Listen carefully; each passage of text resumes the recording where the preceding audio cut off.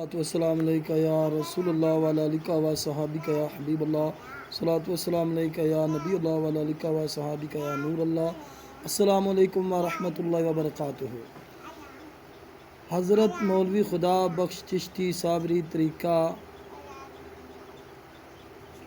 چشتیہ میں بابا مال شاہ ڈیک والوں کے مرید و خلیفہ تھے۔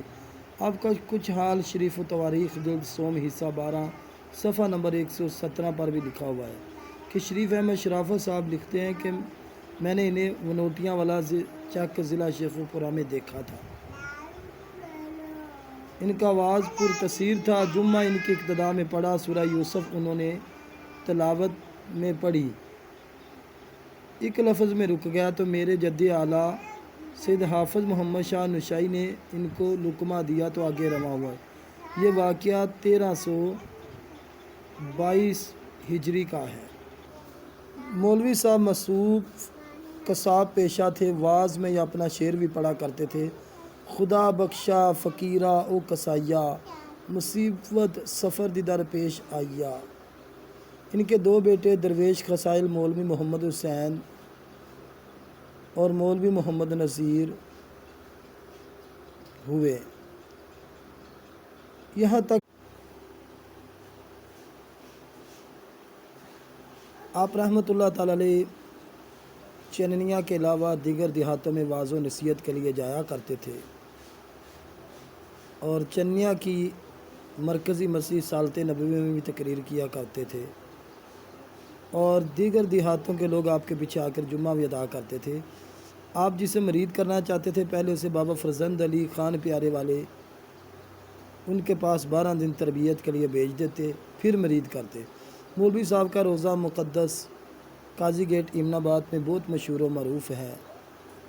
مزار پاک کا مناظر ملاحظہ فرمائیں۔ سبحان اللہ۔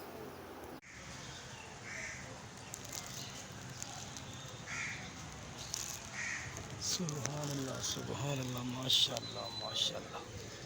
مزار پاک مولانا خدا بخش قاضی گیٹ ایمن آباد۔ سبحان اللہ، سبحان اللہ۔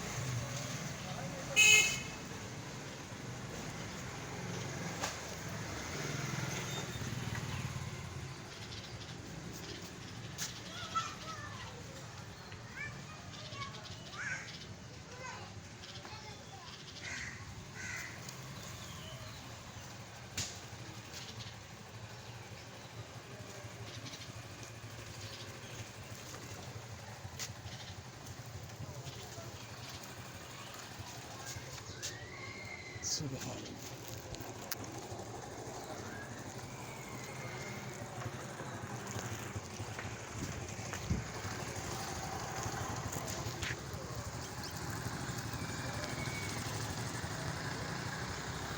الصلاۃ والسلام علیکہ یا رسول اللہ وعلی آلہ و صحابہ یا حبیب اللہ، الصلاۃ والسلام علیکہ یا نبی اللہ وعلی آلہ و صحابہ یا نور اللہ۔ چینل کو لائک سبسکرائب شیئر کر دیں۔ السلام علیکم ورحمۃ اللہ۔